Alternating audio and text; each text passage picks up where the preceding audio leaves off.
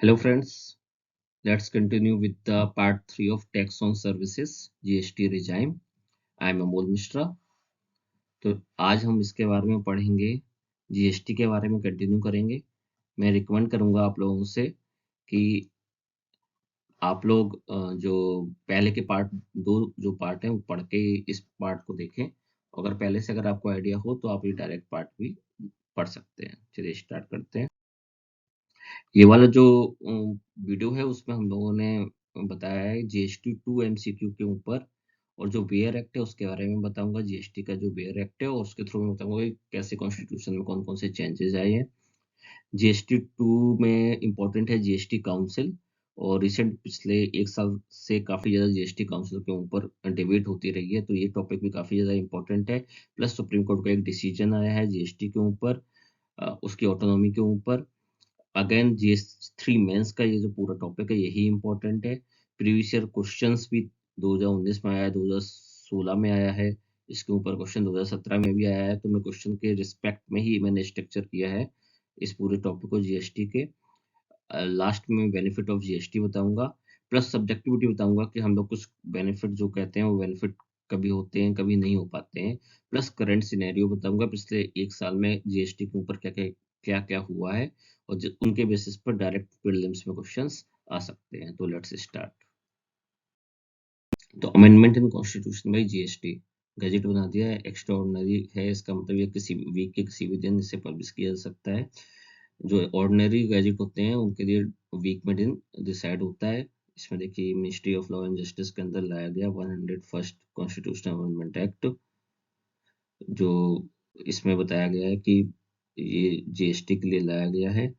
इसमें short titles हैं पहले, उसके बाद इसमें बताया गया है कि कम इनटू फोर्स, जब सेंट्रल गवर्नमेंट डिसाइड करेगी तब ये फोर्स में आ जाएगा। Insertion of new article 246A, special provision with respect to goods and services tax. इसमें क्या कहा गया है कि जो पार्लियामेंट और स्टेट की लेजिस्लेचर होगी उनके पास पावर होगी मेक लॉ बनाने के लिए with respect to good and services tax imposed by the union और बाई सच स्टेट्स। ये 246A को लाया गया है, ये सबसे इंपॉर्टेंट है जो इसमें लाया गया है। उसके बाद पार्लियामेंट के पास एक्सक्लूसिव पावर होगी लॉ बनाने के लिए, इसके इंटरस्टेट ट्रेड के लिए और इंपोर्ट और एक्सपोर्ट के लिए। ये दूसरे में ये कहा गया है, ठीक है। इसके बाद देखिए कौन कौन से कॉन्स्टिट्यूशनल अमेंडमेंट एक्ट चेंज हुए हैं, मैं बताते जाऊंगा। हटा दो आप।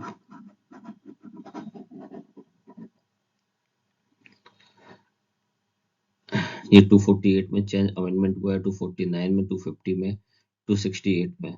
268 को हटा दिया गया था, ओमिशन ऑफ आर्टिकल 268 है। ये सर्विस टैक्स लाया था 88 कॉन्स्टिट्यूशनल अमेंडमेंट एक्ट, आपको याद हो। 92C जो है वो भी हटा दी गई थी।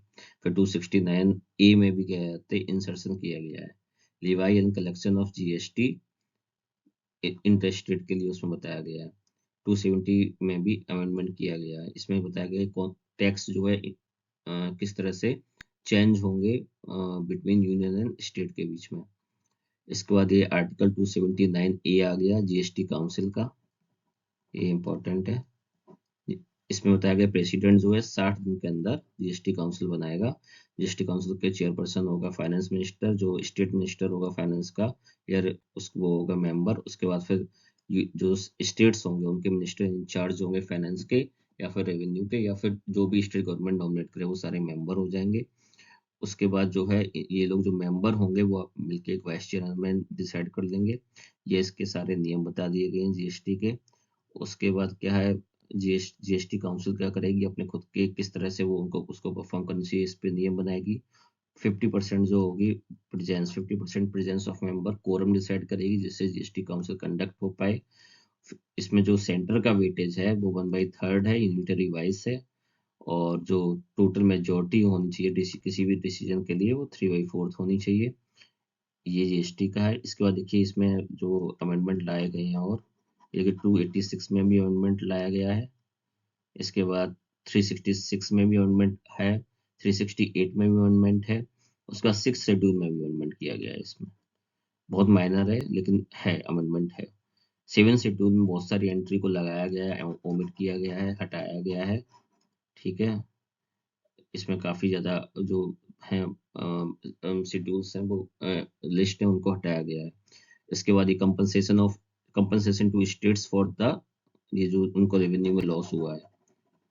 इसके बाद इसमें ये प्रेसिडेंट को पावर दी गई है कि प्रेसिडेंट डिसाइड करेगा अगर एग्जीक्यूशन में या ट्रांजिशन के बीच में अगर कोई दिक्कत आ रही है तो प्रेसिडेंट के पास पावर होगी कि कोई भी लॉ बना सके उससे रिलेटेड।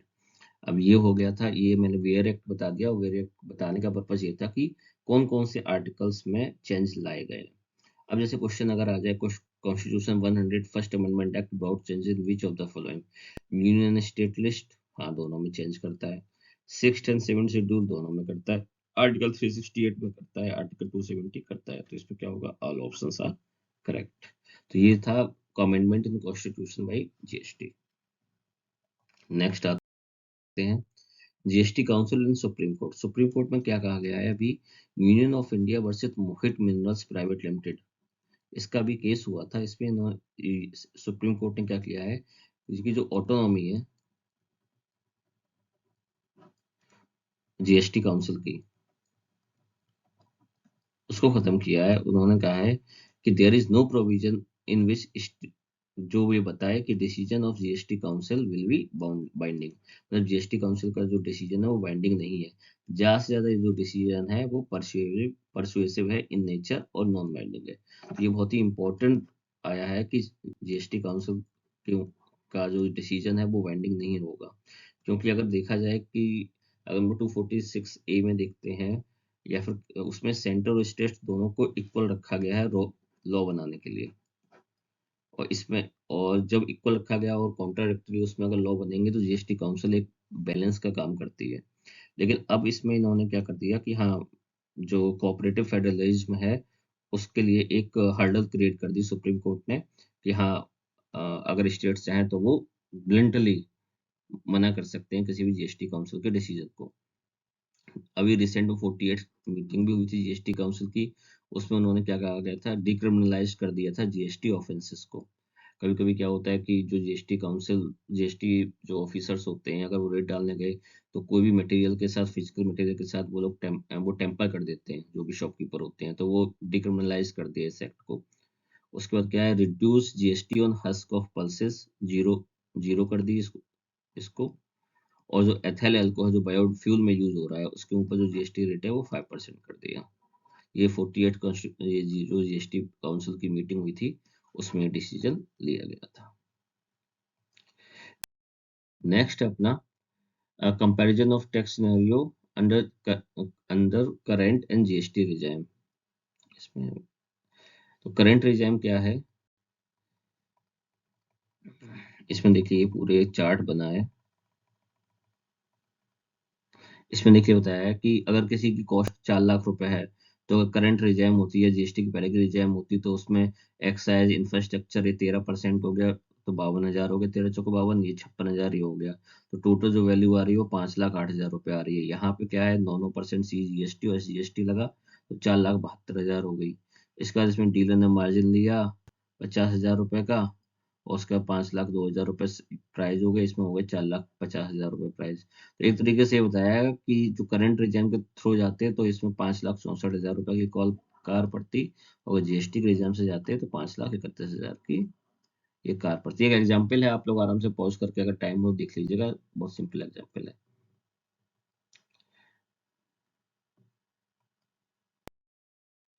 इसके बाद है indirect taxes subsumed in GST. देखिए ये यूपीएससी में मेंस में डायरेक्ट क्वेश्चन आया है, सीधे सीधे बोल दिया उन्होंने, इनुमरेट। इनुमरेट का मतलब होता है आपको कुछ नहीं करना है, सारे लिस्ट डाउन कर देने हैं जो है। इससे पहले एक बार फंडामेंटल ड्यूटीज पे भी क्वेश्चन आया था, उसमें भी उन्होंने कहा था इनुमरेट फंडामेंटल ड्यूटीज। उसमें आपको कुछ नहीं करना था, सीधे सीधे जो भी फंडामेंटल ड्यूटीज हैं वो सारी आपको लिख देनी थी। तो इसमें देखिए सेंट्रल टैक्स कौन कौन से हैं जो सब्ज्यूम्ड हुए हैं। सेंट्रल एक्साइज ड्यूटी हुआ है, एडिशनल ड्यूटी ऑफ एक्साइज हुआ है। उसके बाद आपकी जो ये excise duty levied on medicinal and toilet preparation act, ये भी कैसे सब्ज्यूम्ड हो गई है। Additional duties of custom CVD and set, देखो सीवीडी जो होती है काउंटर वैलिंग ड्यूटी होती है। उसके बाद क्या है, सर्विस टैक्स भी सब्ज्यूम्ड हो गया है, सरचार्ज और सेसेस भी सब्ज्यूम्ड हो गए। सेंटर टैक्स है। स्टेट टैक्स कौन सा से? स्टेट वैट हो गया, value added tax, sale tax हो गया है, सेंट्रल सेल टैक्स भी हो गया है, परचेज टैक्स हो गया, एंटरटेनमेंट टैक्स हो गया, other than those divide by the local bodies. और अभी जो जीएसटी जब आया था उसमें तो एंटरटेनमेंट टैक्स को हटा ही दिया गया है, केवल लोकल बॉडीज वाले बचे हैं। लग्जरी टैक्स हो गया, एंट्री टैक्स हो गया। एंट्री टैक्स की तो इशू ये था कि अगर कोई माना कि एग्जाम्पल है, कोई महाराष्ट्र से गुजरात जा रहा है तो पता चला एंट्री टैक्स नहीं लग रहा है, लेकिन गुजरात से महाराष्ट्र आ रहा है तो एंट्री टैक्स लग रहा है। तो इस ये जो एनोमलीज थी वो भी हटा दी गई है। उसके बाद taxes on lottery, batting and gambling, ये भी सबज्यूम किया गया है, सरचार्ज एंड सेसेस। तो ये एग्जांपल मैंने दे दिए, आप लोग एक तरह से इसमें याद रखिएगा क्योंकि डायरेक्ट क्वेश्चन पूछे जा सकते हैं अब स्टेट पीसीएस में। उसके बाद ये है कि अगर हमने अभी ये देख लिया कौन कौन से गुड्स आए हैं, तो ये देख लो goods not covered under GST. उसमें कौन कौन से? एल्कोहल फॉर ह्यूमन कंजम्पशन, ये जीएसटी के अंदर नहीं है। ये किसके पास पावर है अभी तक? स्टेट के पास, क्योंकि इसी से पूरा रेवेन्यू मिल रहा है बस। अब यही बचा है, ये और टोबैको, और कोई बचे ही नहीं है। उसके बाद ये 5 पेट्रोलियम प्रोडक्ट्स जो हैं, crude oil, diesel, petrol, natural gas, air turbine fuel, ये जो है ये 5, इस पे क्या है, जीएसटी काउंसिल को डिसाइड करना है किस डेट से जीएसटी एप्लीकेबल होगा। अभी वो पारेख कमेटी बनी है गैस प्राइसेस पे। उसने मांग की है कि भाई ये नेचुरल गैस को जो है जीएसटी में लाओ, इन्होंने रिक्वेस्ट की है जीएसटी काउंसिल से। अब देखते हैं जीएसटी काउंसिल कब ये डिसाइड करेगी। उसके बाद टोबैको के ऊपर भी काफी दिनों से जीएसटी काउंसिल से कहा जा रहा है, जीएसटी काउंसिल खुद डिसाइड करने के लिए तैयार है, लेकिन अभी ड्यू टू कोरोना उन्होंने इस चीज को पोस्टपोन कर दिया है। लेकिन ये पार्ट जीएसटी का पार्ट रहेगा, लेकिन power to levy and additional excise duty with central government, इसमें मतलब जीएसटी का पार्ट रहेगा, लेकिन जो एडिशनल एक्साइज ड्यूटी होगी वो सेंट्रल गवर्नमेंट डायरेक्ट अपने लगी वो शेयर नहीं करेगी with in the form of CGST with the states. Entertainment tax levied by the local bodies, power to tax remain with the local bodies। देखिए इसमें petroleum product है, पेट्रोल हुआ, diesel हुआ, पेट्रोलियम क्रूड, ये तो मैं बता ही चुका हूँ। Alcohol for human consumption power sector में भी है। अच्छा, पावर सेक्टर के ऊपर क्या है कि अभी स्टेट्स ने डिमांड की है, कुछ स्टेट्स ने डिमांड की है बजट के लिए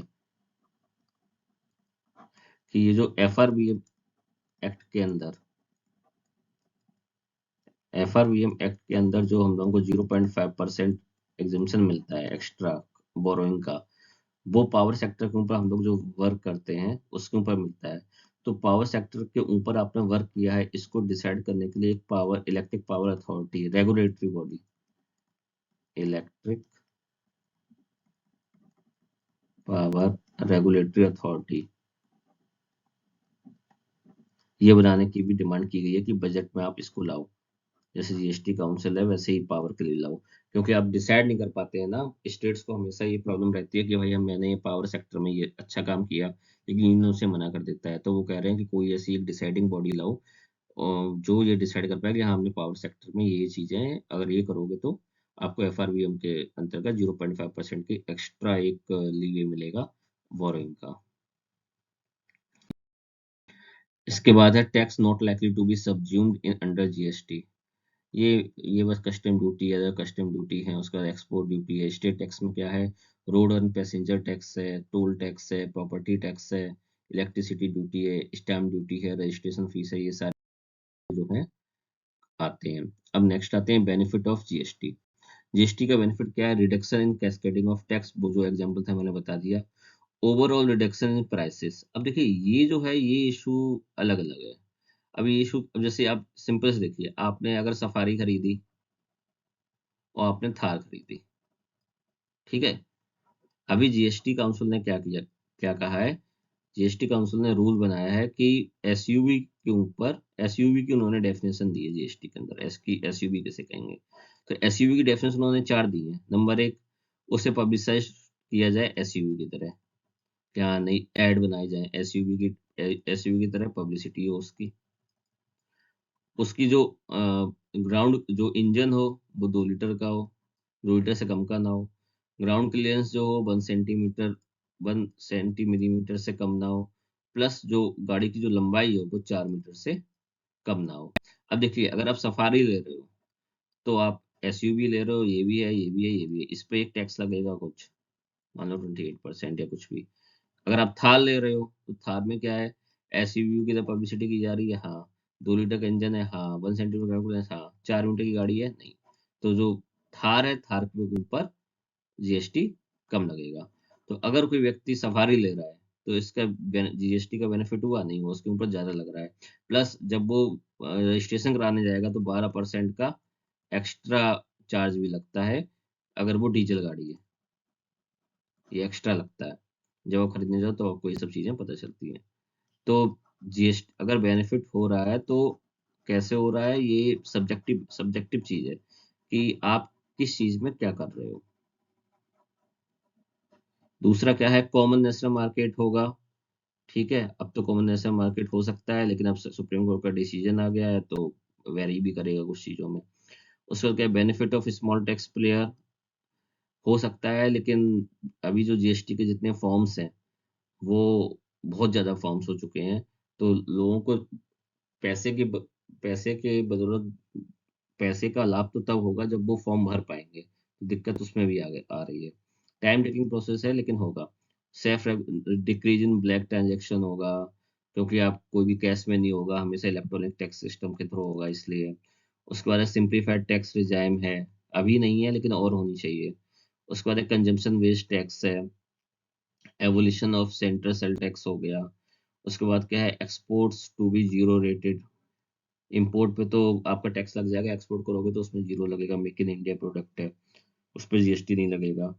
तो ये जो बेनिफिट जीएसटी के हैं, एक तो लॉन्ग टर्म और मीडियम टर्म और शॉर्ट टर्म के हिसाब से उनके जो बेनिफिट्स हैं वो अलग अलग है। शॉर्ट टर्म में ज्यादातर में इतना बेनिफिट नहीं दिखता है, मीडियम टर्म में बेनिफिट दिखता है। आरबीआई की जो भी रिपोर्ट आई थी स्टेट फाइनेंस पे, उसमें भी उन्होंने कहा है कि मीडियम टर्म में जो है, अगर आपकी रेट 15% के अराउंड रहती है, मतलब 12 से 18 के बीच में रहती है, तो फायदा है। 18 से अगर ऊपर चले जाओगे तो आपको हेल्थ सेक्टर में इन्फ्लेशन आ जाएगी। हेल्थ सेक्टर मेडिसिन छोड़ के, मतलब मेडिकल इक्विपमेंट है वो महंगे हो जाएंगे। तो ये एग्जाम्पल दिए थे कुछ चीज, कुछ एग्जाम्पल हैं जो आपको मेंशन करने हैं अपने आंसर्स में, ये बताने के लिए कि बेनिफिट ऑफ जीएसटी जो है वो किस तरीके से, उनमें क्या क्या कौन से। नेक्स्ट है ये करंट फैक्ट्स जीएसटी के, ये आप लोग अपने आप पढ़िएगा। ये जो है कलेक्शन जो है लगातार बढ़ता चला जा रहा है, और केवल 2020-21 में कलेक्शन जो है कम रहा था क्योंकि कोरोना का टाइम था। उसके बाद है पिछले 10 महीने में लगातार 1.4 लाख करोड़ से कलेक्शन जो है ऊपर जा रहा है। उसके बाद क्या है, जीएसटी के कंपनसेशन पीरियड है वो 30 जून 2022 को जो है फिनिश हो गया है। इसके बारे में मैंने पार्ट 2 में बताया था, आप लोग वो देखिएगा। आरबीआई ने क्या किया है कि वार्न किया है कि कुछ जो स्टेट्स हैं उनको दिक्कत हो जाएगी और उनको सब नेशनल बैंक्रप्सी का भी प्रॉब्लम आ सकती है। सब नेशनल बैंक्रप्सी का मतलब होता है कि कुछ स्टेट्स ऐसे हैं जिनमें रेवेन्यू की प्रॉब्लम इतनी ज्यादा हो जाती है कि वो इसेंशियल सर्विस प्रोवाइड करने में भी उनको प्रॉब्लम होती है। उसके बाद क्या है कि अभी एक रिसेंट जो आपके जो बंगाल के जो फाइनेंस मिनिस्टर हैं स्टेट के, उन्होंने कहा है कि भाई जो डिसीजन मेजोरिटी से लिया जा रहा है, कंसेंसस से नहीं लिया जा रहा है। तीसरा क्या है, उसी इनके ही अकॉर्डिंग, मतलब जो मित्रा जी हैं, जो यहाँ के स्टेट मिनिस्टर, उन्होंने कहा है कि जो अभी जीएसटी में काफी ज्यादा जो अमाउंट है, करीब 1.25 लाख करोड़ जो अमाउंट है, वो input excess of input tax credit और अंडर डिक्लेरेशन के हेड में पड़ा हुआ है। मतलब उसका कोई ऑडिट अभी तक नहीं हुआ है कि ऐसा क्यों एक्सेस इनपुट क्रेडिट क्यों आ रहा है, ये फ्रॉडुलेंट ट्रांजेक्शन काफी ज्यादा हो रहे हैं। दूसरा क्या है, जीएसटी काउंसिल जो है वो जीएसटी एमनेस्टी स्कीम ला रही है। जीएसटी एमनेस्टी स्कीम में क्या होगा कि अगर जिनके भी ड्यू 10,000 रुपए से कम है, उनके पूरे माफ कर दिए जाएंगे। प्लस अगर किसी के ड्यू जो है वो 10 लाख रुपए से कम है तो उनको केवल 20% लमसम अमाउंट देना पड़ेगा। लमसम अमाउंट का मतलब है कि 10 लाख रुपए है, प्लस अगर उस पर इंटरेस्ट भी जुड़ा हुआ है तो इंटरेस्ट पार्ट हटा के जो बेसिक पार्ट है उसका केवल 20% उसको देना पड़ेगा। अभी एक कीर्ति पारेख पैनल की रिपोर्ट आई है, उन्होंने कहा है कि भाई जो गैस प्राइसेस हैं उनको भी आप भाई नेचुरल गैस जो है उसको भी जीएसटी में इंक्लूड करो। ये जो जीएसटी के करंट अफेयर के फैक्ट हैं जो जीएसटी से रिलेटेड है। Thank you. आई होप आपको ये लेक्चर अच्छा लगा हो। तो अब ये फिनिश करते हैं लास्ट लाइन सोमनाथ दुबे जी की। रहे समक्ष हिमशिखर तुम्हारा प्रण उठे निकर।